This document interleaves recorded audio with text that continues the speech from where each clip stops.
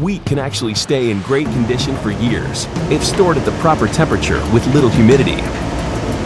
But if proper storage doesn't happen, the grain could get too moist and kernels will go bad, or too dry and they will shrivel up. Or, if conditions are right, they could explode. That's right, explode. Believe it or not, there is a tiny part of the wheat kernel that is deadly.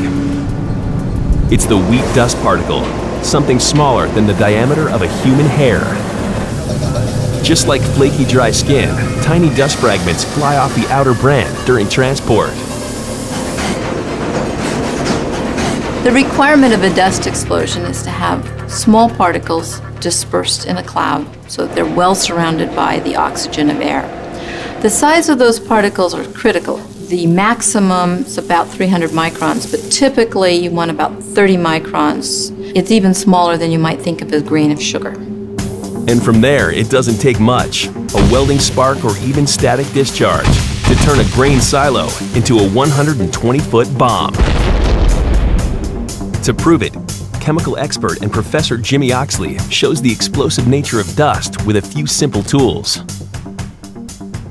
We're going to attempt a laboratory demonstration of a dust explosion with household flour, a candle for the ignition source, and a 1-gallon paint pan for confinement.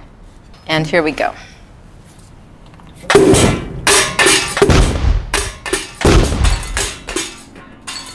If you compare a dust explosion to a detonation of high explosives, the dust explosion is quite minor.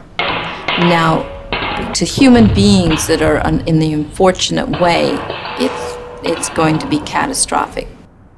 The recipe for a wheat bomb is simple: tiny particles, confinement, and an ignition source. To prevent catastrophe, grain elevators run safety protocols, including ventilation systems, constant maintenance, and, not surprisingly, absolutely no open flames.